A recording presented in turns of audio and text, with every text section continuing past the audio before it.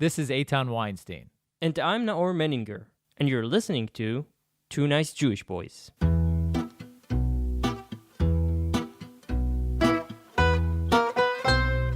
This podcast is made in collaboration with the Jewish Journal. Check them out at jewishjournal.com. Also in collaboration with Arutz Sheva, israelnationalnews.com.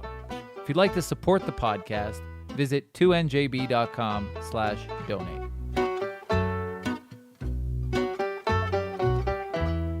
We all want to be the best we can be. And of course, we want to surround ourselves with the best of the best. But this seemingly positive motive has led some people to say and do some pretty horrific things throughout history. The Greek philosopher Plato suggested selective mating to breed a higher class of humans. In Sparta, a council of elders inspected every child to determine if he or she was fit to live. In early ancient Rome, fathers were expected to immediately kill their children if they were disabled in any way. But it's not just ancient history. In the 19th and 20th century, a new system of beliefs began to emerge: eugenics. The idea that through selective breeding, we can improve the genetic makeup of the human race. Sound familiar? But where did eugenic thought originate? Professor Amir Teicher discusses exactly that in his new book, Social Mendelism: Genetics and the Politics of Race in Germany, 1900 to 1948. Professor Teicher is an assistant professor of history at the University of Tel Aviv. His research is focused on Germany, eugenics, the development of modern biological thinking, racism and antisemitism, and the history of medicine. We are super thrilled to be joined today by Professor Amir Teicher to talk about his new book and the history of eugenics, and hopefully maybe a little bit about Corona. Thank you for joining us. It's nice to be here. Thank you for inviting me. So let's kick it off with, just because it's so relevant in your study and you focus on this in your research, the coronavirus. So how does this compare with past epidemics or pandemics, and what do you feel? What can we expect? Yeah, what can we expect? Well, historians are very bad at giving and forecasts about what will come next. I mean, our job is to say what happened in the past. And what we can do is use this past in order to explore all kinds of possibilities, and which of them will really materialize is something that is beyond our capabilities. I think it's very interesting that the almost only comparison that you can find in most of the media right now is the 1918 Spanish flu. And first of all, there is a great difference between these pandemics.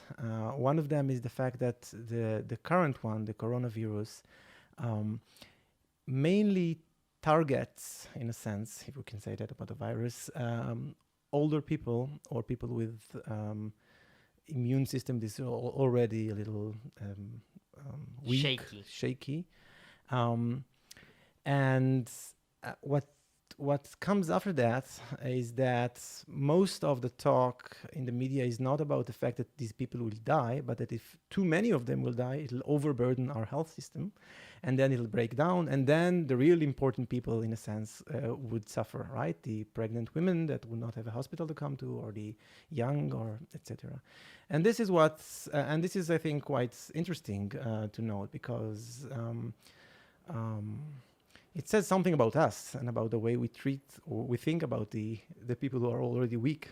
And that, in a sense, has some connection also to my book, right? In the sense that there is something in us which makes it easier for us to think about those who are, in this case, already old, as more dispensable than those who are young and healthy. The physically inferior. The physically weak, or the ones who are less important for society, in a sense. So I didn't hear much talk about the fact that, this is a horrible virus because it kills old people. No, the talk is it's a horrible virus although it's a horrible virus because it kills old people, and if it'll kill too many of them, it'll cause trouble to all of us, the not old people, right? This is a very curious way of So I think I'm just gonna play devil's advocate here. I think the idea, right, is that for the elderly population, Mm-hmm. there is a plethora of risks, right? We all die in the end. Yeah. And I think that's the thinking, right? Is that in the end we're one way or another we're going to die, and the older you get, the risk of dying obviously goes up. Mm-hmm. So this is another one of the risks that is added to the, cart of risks that old people face, and so it's not that big of a deal. That's that's how I interpreted it. That might be true, but I didn't see so much rationalizing about that. I mean, usually it's just, that is like, it's a dangerous disease because if it is spread too quickly, then too many people, older people, will need these machines that we don't have enough of them, and then everything will collapse. But okay, but even before everything collapsed, I mean, so I think something is taken for granted here, which shouldn't be. And we can, if we want, to rationalize that. But usually no one even bother to do that. So that's one thing that like a thought of an historian. Another one is that if we really want to use history, we should also think about other pandemics, other diseases, whether it was the waves of cholera that hit Europe and America, or in the 19th century, or the yellow fever, or other diseases. And then we can note all kinds of things which you can see them happening again at this time. One of them, for example, is the tendency for all kinds of conspiracy theories to rise as soon as there is some kind of plague or something. The Jews did it. That's not a conspiracy theory. That's a fact, actually. Not just the Jews, the doctors did it because they need the bodies. All doctors are Jews. So. Yeah. And in this case, I don't know how much you follow these, but we already saw some of these come and go. It's like Chinese experiment, or Bill Gates had and all kinds of things, So of course we can expect such things to rise. I think more would come because this pandemic is not going to end soon, and we have to be attentive not only to what we hear in the mass media or the.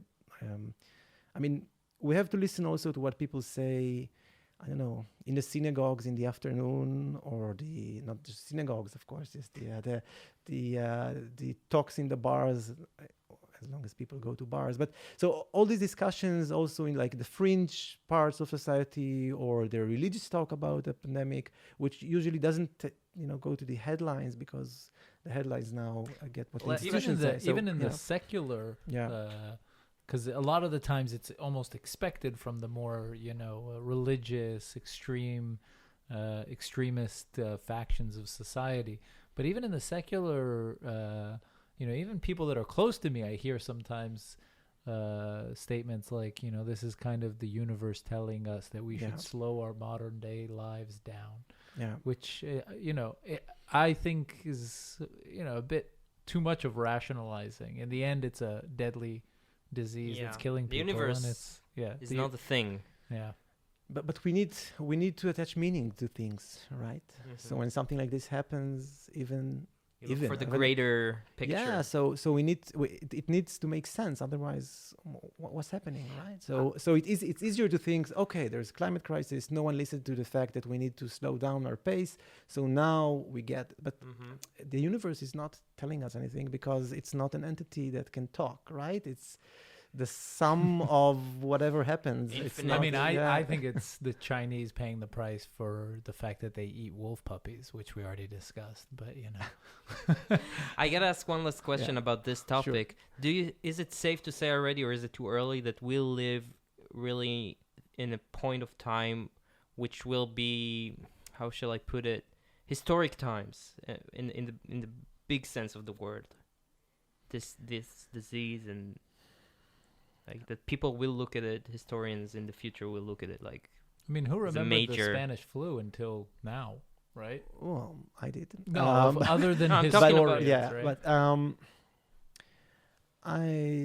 I'm a third generation to Holocaust survivors, so I think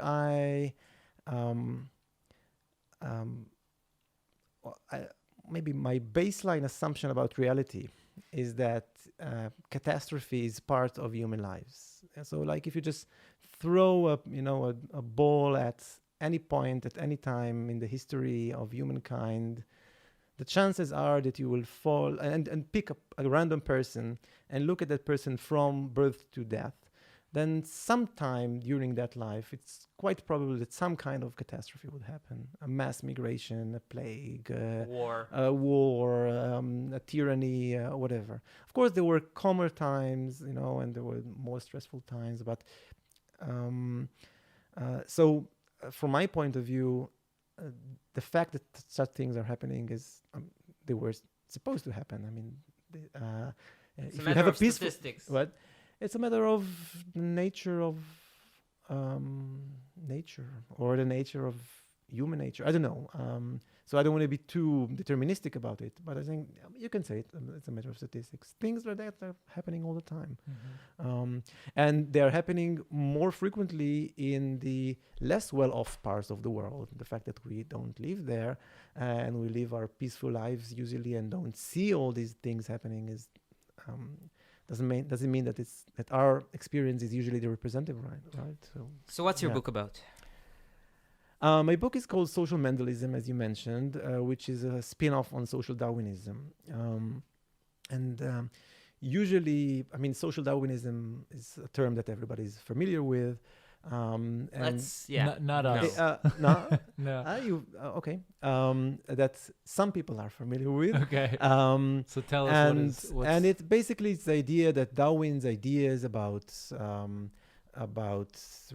struggles between different species or within a species, and about the survival of the fittest, entered into social thought, social thinking in the late 19th century, and influenced all kinds of spheres, from economics and the idea that those who win the capitalistic competition are the ones who deserve it in a sense, and maybe that this competition makes them better. So so this is in the capitalist sense, but also it's more familiar in the eugenic and maybe even the Nazi version of it, which is the extreme one, where what is history if not a struggle between races, and we need to win that struggle, and life is a struggle, and all of this.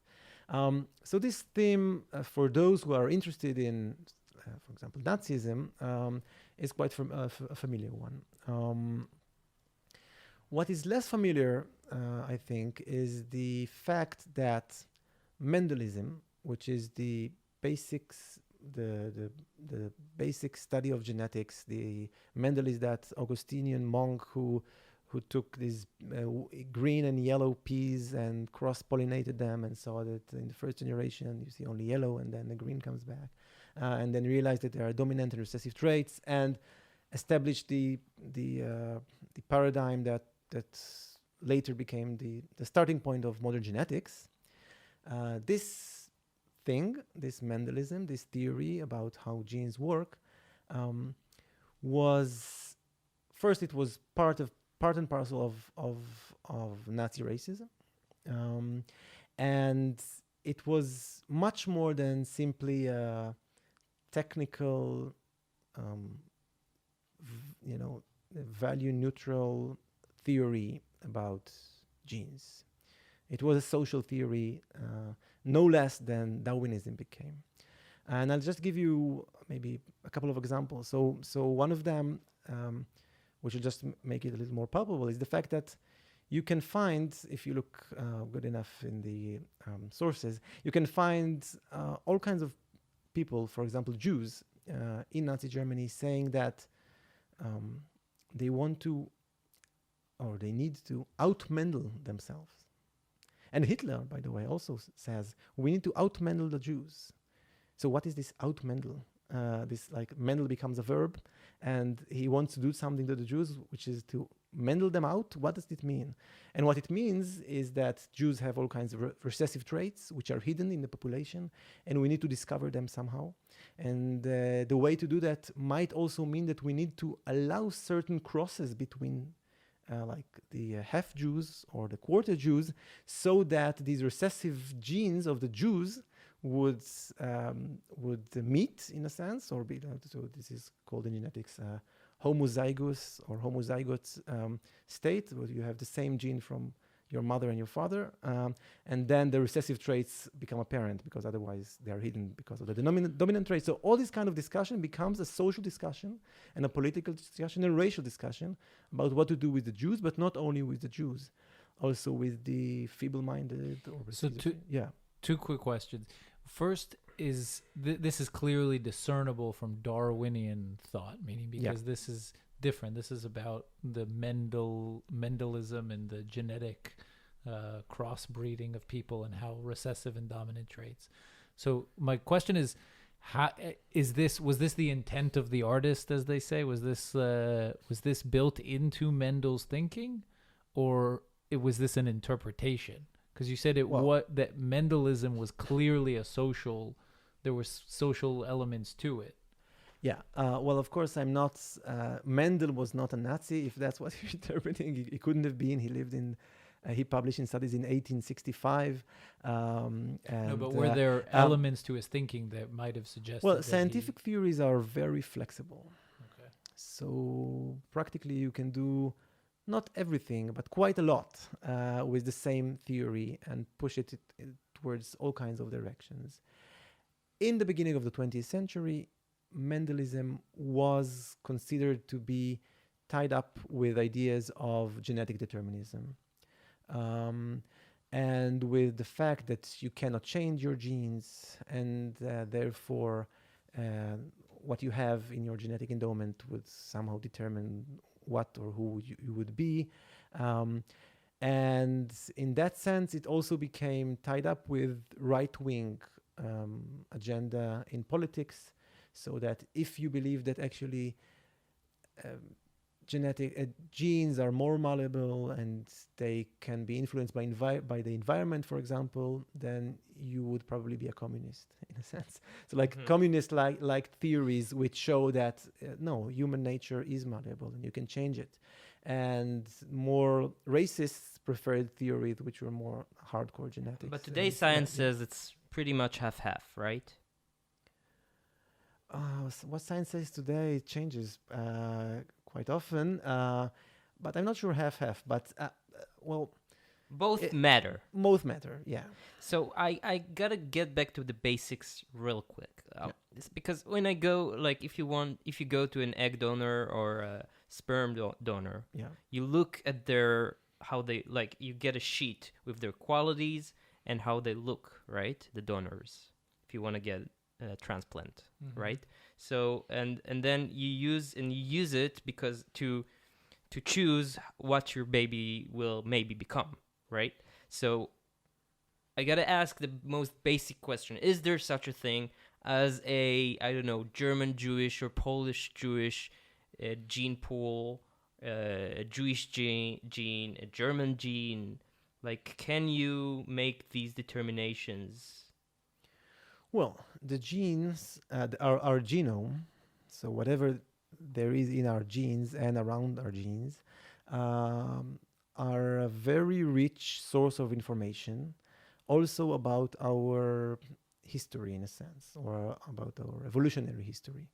So using that information and using enough statistics, often you can say something like, I know that people that have these genes also tend to have certain traits or certain diseases, or share common ancestors with certain other people, right? Like common qualities?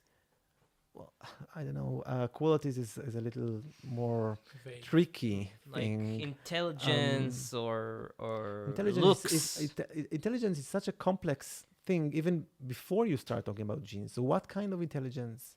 I mean, there are so many intelligences, right? And what is intelligence made of? But Africans are better athletes, right? That's genetic. Not quite. No. First of all, the myth about Africans, it's not Africans. It's, well, you're taking me to talk about genetics, and I'm a historian, but we can do that. But the story about Africans as you have to ask yourself what kind of athletics field you're talking about. Now you probably talk about running, and what kind of running, right? So this marathon or sprint marathon. Sprint, right? Okay. And then there is, well, as far as I know, there was a certain mutation or several mutations in certain genes which are responsible for, well, how do you say that in English? For some kind of process that is used to, I don't want to say it incorrectly. It helps you run quicker, okay? Mm-hmm. And this mutation happened a long time ago in a very specific area somewhere in Africa. Mm-hmm. And people who are so good as runners might have this mutation. So some of their ancestors came from that area. But it's not all of Africa. Yeah, some kind of I'm not sure they have it correct. So, but it's not all of Africa. So it's not all of Africans. It's not all running. It's a very, you take something which is very specific, very specific, and extrapolated extrapolated quite widely. So, yeah. Okay, so Back to the book. Back to the book. So let me take you to an interesting example from the book, and this talks. This is again about genetic determinism.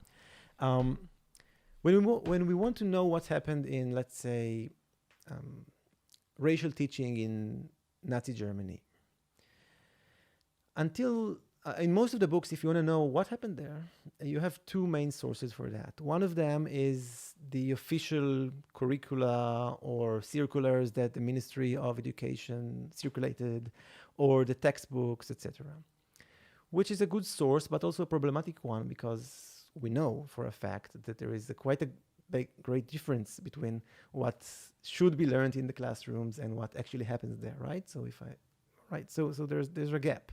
Even in Nazi Germany, there is a gap between what teachers want to teach and what really happens. Mm-hmm. The other kind of source that we have is usually memories from children that attended such schools.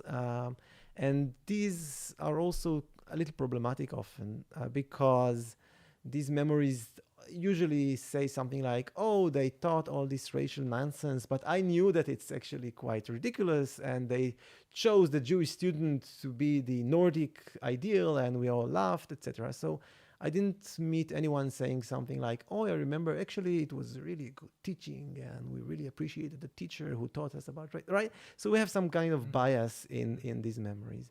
And when I worked on the book, I found another historical source which I thought was really fascinating, and this was reports by trainee teachers. So they were like students who were studying to be teachers, and as part of their studying, they had to go and teach in certain schools, and they had to file a report on what was their experiences while teaching. And someone was also watching them, right? Because they were just trainee teachers. And so they had to write down everything that went fine and that didn't go well. And this is a really interesting source because you can hear through it often also the voices of the students, because they document what the student asked and what they answered. And on top of that, you have the remarks of someone who examined this. So you have certain level, at least three levels of three voices that you hear in the same historical source. So I looked into these reports of trainee teachers who went to teach hereditary science or racial science or genetics in high schools in Germany in 1932, 3, 4, 5, 6.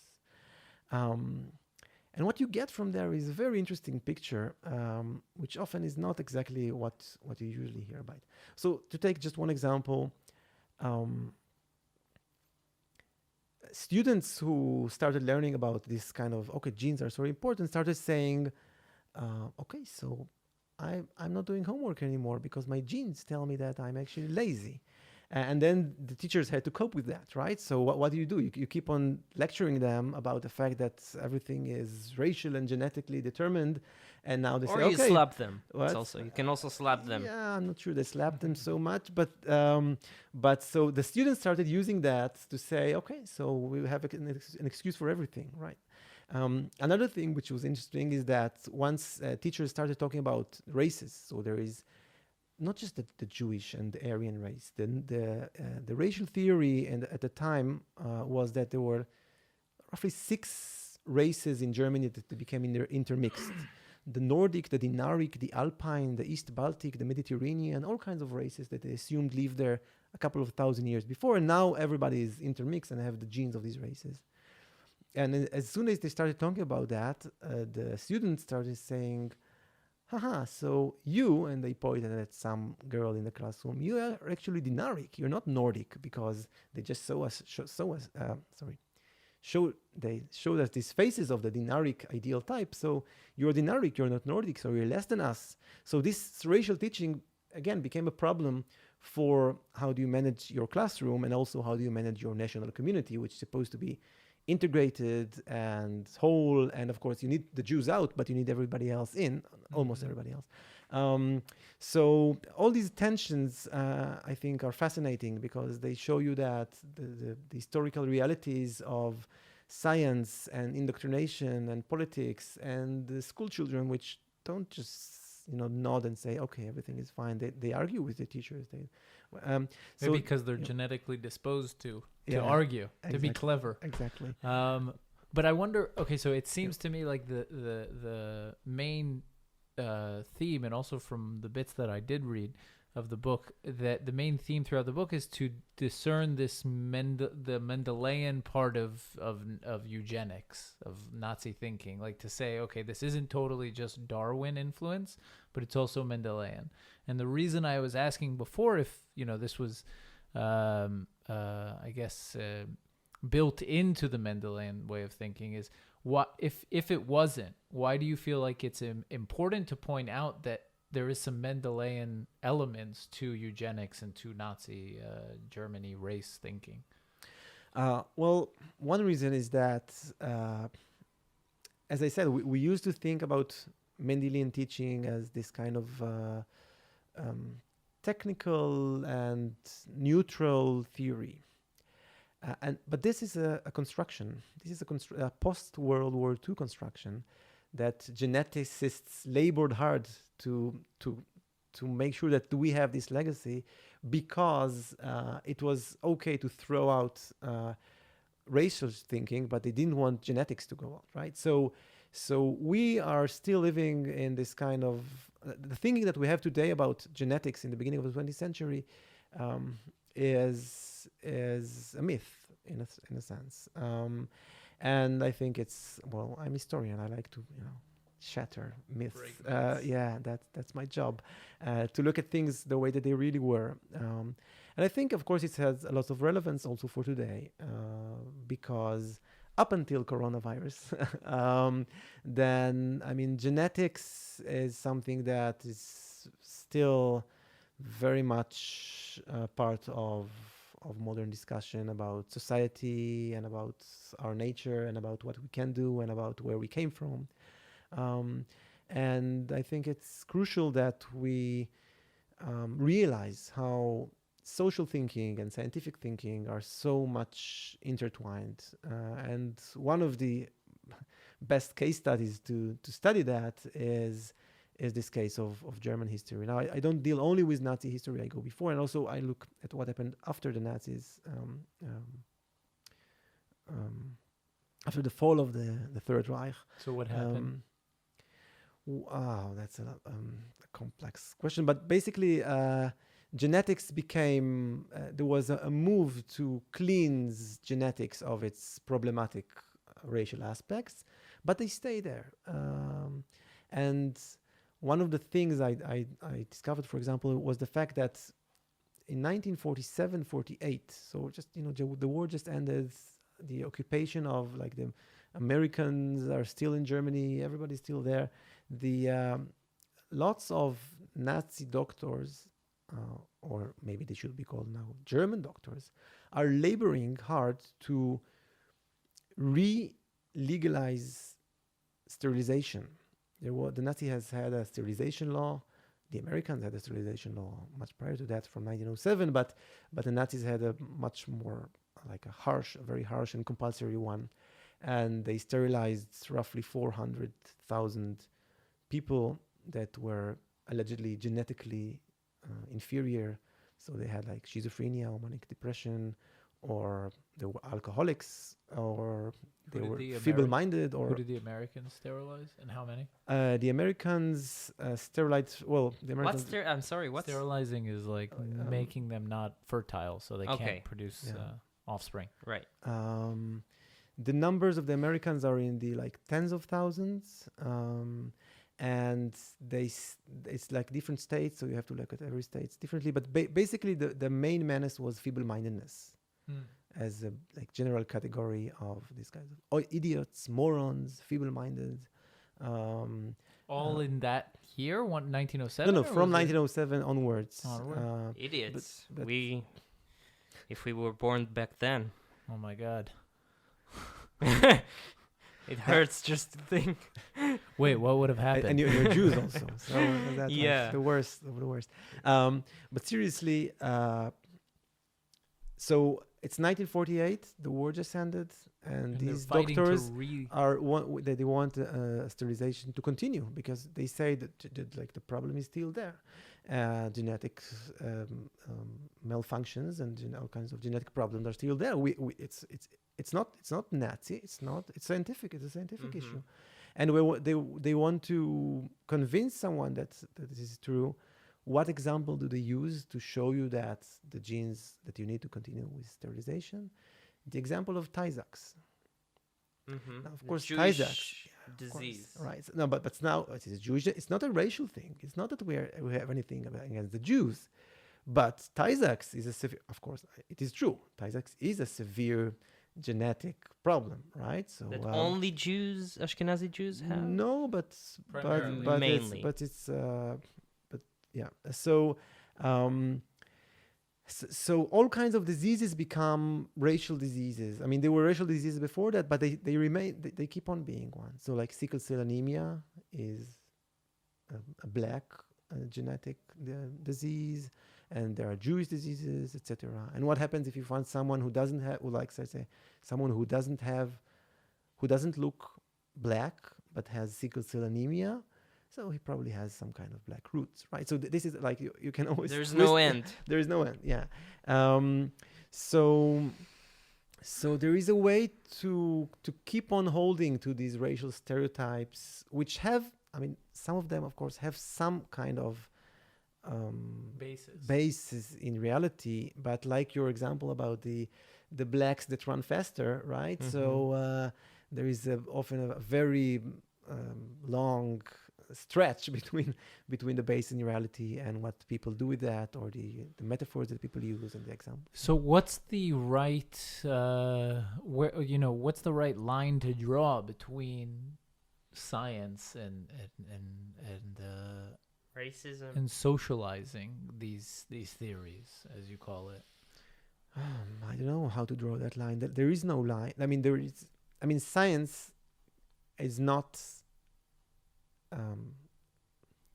outside of society, right? The people who do science are part of society. They do it because society allows them to do it, or encourages them to do whatever science they do. Society pays for their institutions and pays their salaries. If society doesn't want to hear anything that scientists will do, then scientists usually will stop doing that. So there is an interaction all the time between scientists and society, if you can use these generalizations. And so the idea is not to draw the line between them, but to understand the interactions between them and how scientists are influenced by their cultural beliefs and by their stereotypes and by whatever thing they bring with them into their thinking, into their language, into their laboratories.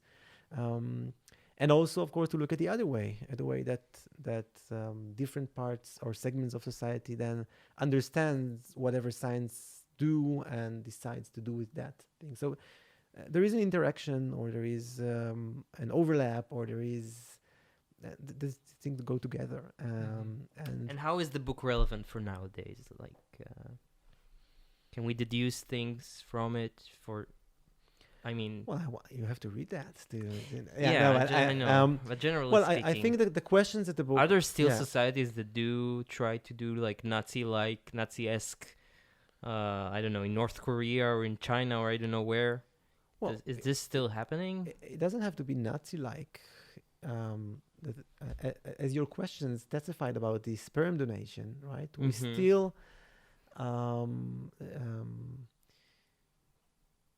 use genetics to shape society.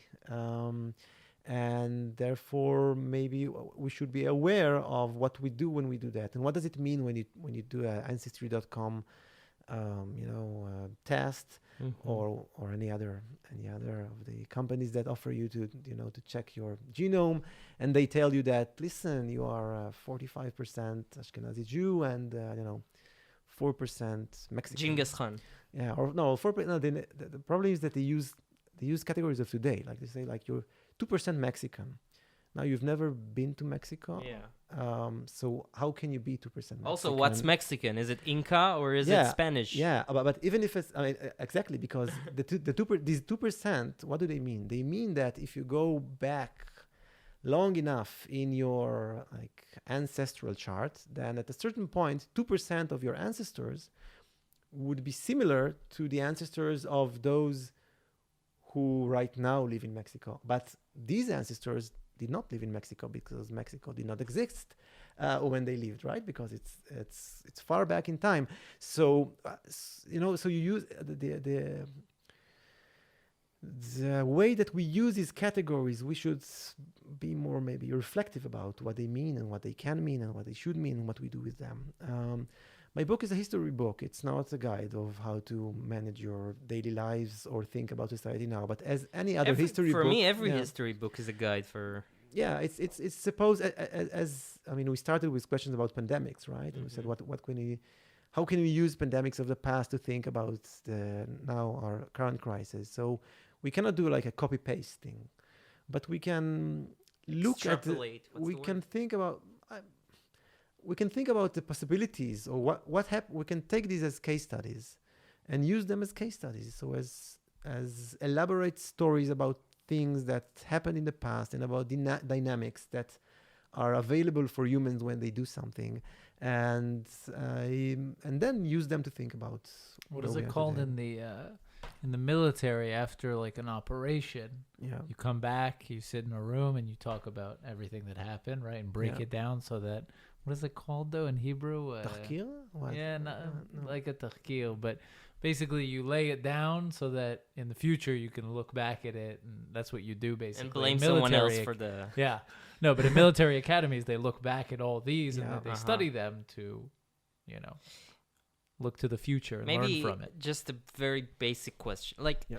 How is it that the Germans, these were smart people. Yeah. And yet they were so goddamn stupid. Why were they stupid? To believe, to believe all these horrific things. To believe, and they were so convinced in the truth of purifying the human race by doing horrific things, and have that set of beliefs. I don't know. No, they weren't stupid at all. They were stupid as hell. They annihilated Jews for no reason. You got to be stupid to do that. I don't think it's a matter of stupidity, though, is it? Well, I think they weren't. They were not stupid. It doesn't mean that I agree with what they did, of course.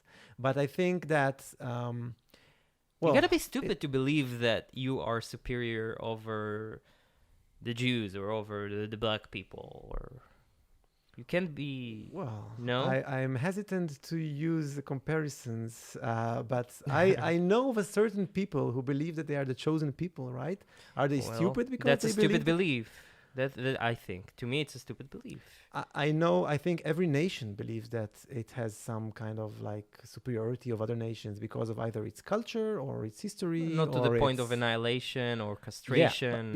But that's not an issue of stupidity. That's an issue of radicalism, of breaking down the morality. You know what I mean? So, the issue is not stupidity, and I think we should be careful of thinking about it as stupidity. Because it undermines the... Because it's very comforting to think, okay, listen, they were both evil and stupid. And we, of course, are both smart and good, right? Where in fact, they were both smart and evil. German science was, the best science in the world in the beginning of the 20th century. Pseudoscience. I don't know what was pseudo about it. Like Mengele's experiments. Why? They weren't that pseudo as you would like to believe. No? No, I mean they were cruel, and they were, and of course they were done in a horrific context. And but why were they pseudo? Was the question that he asked a pseudo-scientific question? It wasn't. Were the measures he used to answer that question pseudo-scientific? They were cruel, they were immoral, they were horrible.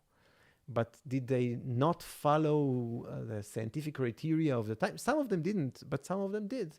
Like any other scientists, not like most other scientists. The Nazis were like number one in the world in the research on cancer, for example. Not only the Jewish cancer, but like real cancer. The German Academy was, the best academy in the world in the beginning of the 20th century. It didn't just end because Hitler took power. In certain fields, like theoretical physics, of course, if lots of Jews were important there and they expelled them, then okay. But in many other fields, especially fields that are related to medicine and genetics, they were not doing pseudo things. Of course, as the war lingered on, and so at a certain time, it wasn't research anymore because there were no infrastructure and everybody were recruited, etc. But I think we should be. I mean, the line between pseudoscience and science is usually drawn after the effect, right? No one defines himself as doing pseudoscience. Is it safe to say that, except for Chinese puncturers, like Chinese acupuncturists? Yeah. Well, now you're starting a whole. Why is it pseudoscience? It's because there's no proof it works. What kind of proof are you looking for? Scientific proof, like research and like studies. Statistical success. Yes. And evolution, is it pseudoscience? You tell me. I don't know about evolution, but I know about pseudo medicine a little bit. The thing is that medical scientists have different ideas about what makes something scientific. And these ideas also change, right? Yeah. So if some kind of, mass statistics of metadata would prove that something works, but a clinician would say, listen, I have my experience. I'm sorry, I can't take this statistical argument as convincing because my hand-on experience is more important. Which one would you believe? So you might have studies. Okay, but this is because the scientific culture that you believe in, favors this one. But these things change, and they might change again, and they change over time. And so acupuncture might be proved as effective against cancer one day. I don't know. I'm just being provocative. I'm sorry. No, I'm not against science. I'm pro-science. Mm-hmm. But as someone who loves science and someone who studies science and someone who looks at science historically, I can say that the values that science itself or that the scientific community uses to define what is scientific and what isn't, they themselves change over time. What counts as objective? What counts as a proof? What counts as an explanation? These are things that are in a state of flux. What that means is that the values that you now hold for what you think is a good scientific explanation or a good scientific proof may be not counted as such 30 years from now. Does that mean that all the science that you believe is right now becomes pseudoscience retrospectively? I'm not sure, because then your criteria are like you have the fault of presentism. Like my current criteria are the only true ones, and everything that happened in the past is worth nothing. But you cannot work with such a criteria, right? So is it safe to say that maybe there is sound scientific logic to the idea that we could breed superior humans, but really what steps in the way is You're the morality? proof of it, Eitan. You're the proof of it. Is that like, or is taking Mendelism to a human, like to the human sphere, just too much of a stretch? Well, there are two questions here, right? The one is, are you asking is it just a moral issue? But technically, if we wanted, we could do that. right? Do what? What is the superior human? What can a superior human do? No, I'm saying that again, and that Let's do that that. also Let's say depends we on have your the values, technology. right? 800 points in the psychometric. Most Really? intelligent, Is most that- physically, and gorgeous. In any survey, 99% of the people will find him or her gorgeous. That's your idea of Just superiority. for the sake No, of the I'm argument. No, but you're understanding that your ideas yeah. of superiority are social and cultural ones, Mhm. right? So they would also change over time Mhm. because what you value most as a superior human being is already different from what I value most as a superior human being. For example, I would ask questions about how they play with their children. Right? I would let's say assume we have a standard. So back to Eitan's question: Can Yeah. we engineer to the standard a human being with breeding? again, I'm a historian, but Okay. I would venture that I think Did the that, Germans? yeah, So let's yeah, ask it yeah. in a Okay, historical yeah. perspective. Did the Germans have any success in their efforts that you as a historian can look back and say they did? Well, Right? if you would give them enough time, they would have some kind of success according to their own criteria. Okay. So if their criteria were that Jews are bad, and if you'd give them some more time, then no Jews would be left, right? So the bad, what you defined as a subhuman would be gone. So that's a success, right? According to their cultural and social criteria, that's a success. Mm-hmm. If their idea is that we want people to have blue eyes and blonde hair, that would be a little more tricky because of the genetic mechanisms involved in hair color and eye color. But if you would maybe push for long enough time, etc., you might have some kind of gene, like the distribution of the genes in the society. If you just kill everybody doesn't have blue eyes, if you do it consistently, Iceland is a good example. then yeah, but without killing anyone, right? Yeah. So then eventually what you might find is that actually your scientific methods were deficient because it's not about killing people, it's about adaptation to certain kind of climate or whatever.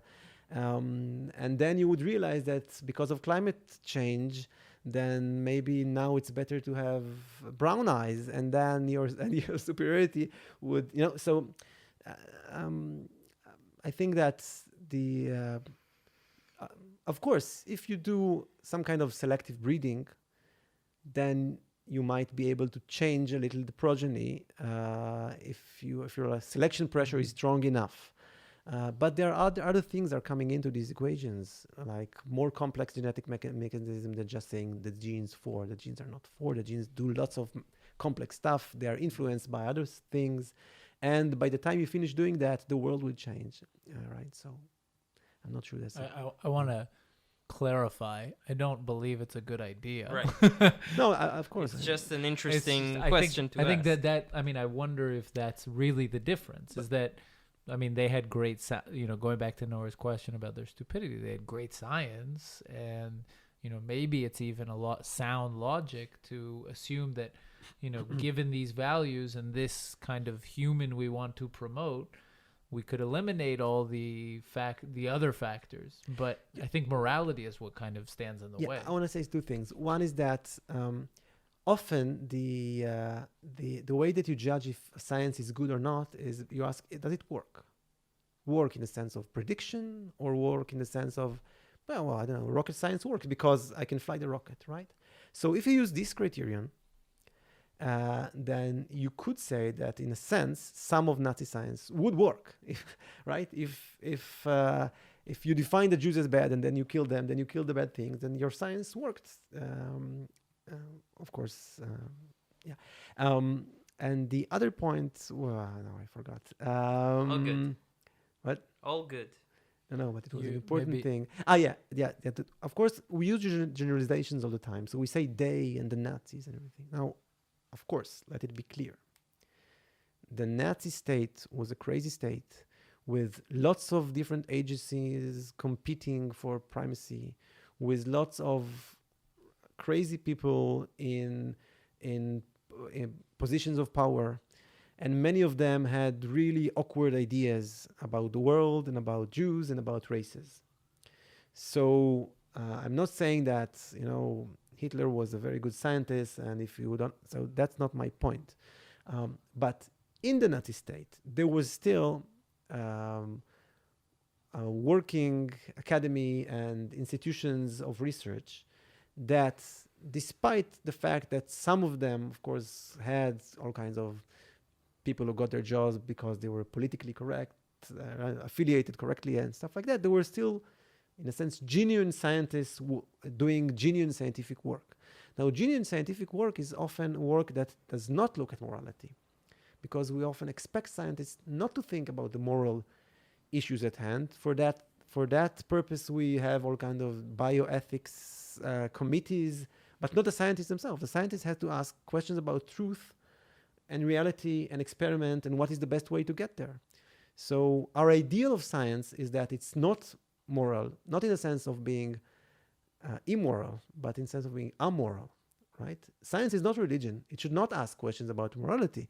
It should ask questions about how the world works, regardless of whether you like the answer or not. It's about objective facts. It's about objective facts, right? So we expect the scientists who discover these facts or explore these facts not to think, I won't explore that because my religious beliefs tell me that I shouldn't, dissect this animal or whatever. No, if you need to dissect this animal in order to find out something, you should do that if you're a good scientist, right? So our modern ideal of science is that it's not religion and it's not, some kind of moral theory.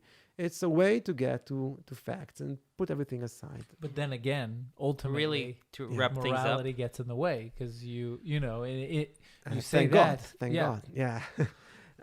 We want morality to get in the way. Yeah. And that's our job as citizens and as humans. As humans. Not in the sense of, not letting scientists do their job, but in the sense of being able to look at what scientists do.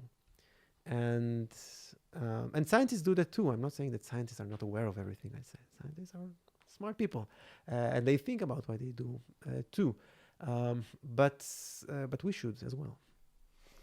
Great. It was fascinating. So the book is called Social Mendelism, but there's a subtitle, right? Genetics and the Politics of Race in Germany, 1900 to 1948.